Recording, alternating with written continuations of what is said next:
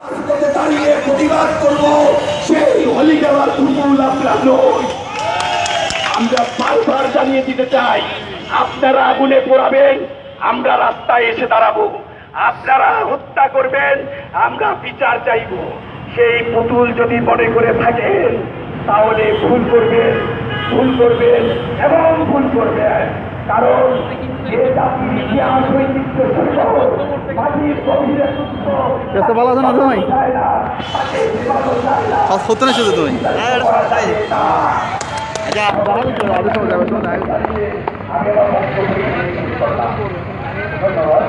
আমার বক্তব্য রাখার জন্য আহ্বান জানাচ্ছি গণতান্ত্রিক যুবগ্রামের কেন্দ্রীয় কমিটির সুযোগ্য সভাপতি অগ্র মার্মা।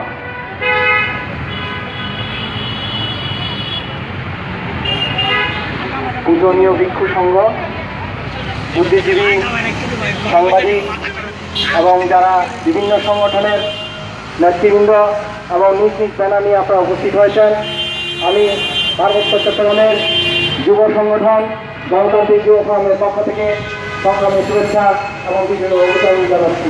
গতকালকেই আমরা একটা বিক্ষোভ মিছিলও করেছিলাম। সেই বিক্ষোভ মিছিল থেকে আমরা স্পষ্ট জানিয়ে দিয়েছি, আজকে পুরো দেশটা বিচারহীনতার সংস্কৃতির দিকে মন নিয়েছে। জায়গায় জায়গায় হত্যা হচ্ছে, গুম হচ্ছে, কিন্তু সরকার এবং বাংলাদেশের যারা গোয়েন্দা সংস্থা থেকে শুরু করে প্রশাসনের যারা দায়িত্ব রয়েছেন তারা কোনো হদিস পাচ্ছেন না। দিনে দুপুরে ব্লগারদেরকে হত্যা করা হচ্ছে, শিক্ষক, বুদ্ধিজীবী, রাজশাহী বিশ্ববিদ্যালয়ের ইংরেজি বিভাগের শিক্ষককে হত্যা করা হয়েছে। এখনো পর্যন্ত কোনো হদিস পাচ্ছে না বাংলাদেশ। এই আওয়ামী লীগ সরকার আমাদের এই বৌদ্ধ ভিক্ষু যে হত্যা করা হলো, এই হত্যাকারীদেরও হদিস পাবে কিনা এখন আমরা বলতে পারছি না। আমরা পত্রিকা দেখেছি 2 জন রোহিঙ্গাকে এবং একজন জাতিসত্তার লোককে আটক করা হয়েছে। এটা হচ্ছে কোনো রাজনৈতিক খেলা খেলছে কিনা আমাদের জানা নেই। এই বিষয়গুলো আজকে পুরো বাংলাদেশে ঘোষণা থাকছে।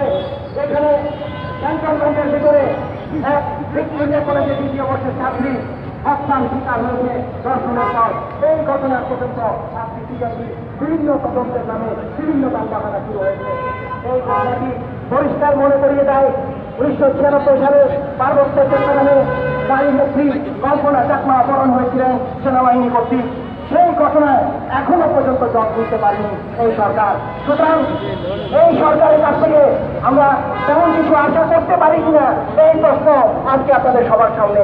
এই জন্য ঢাকা বিশ্ববিদ্যালয়ে বাংলা বিভাগের একজন অধ্যাপক ফজলুল হক স্যার নিজের খুব দুঃখ প্রকাশ করে এই বাংলাদেশ সরকার তার নিজের পুত্র যখন এই মারা গেলেন প্রকাশ হয়, তাকে মারার পর তিনি বলছেন যে আমি কার কাছে বিচার চাইব।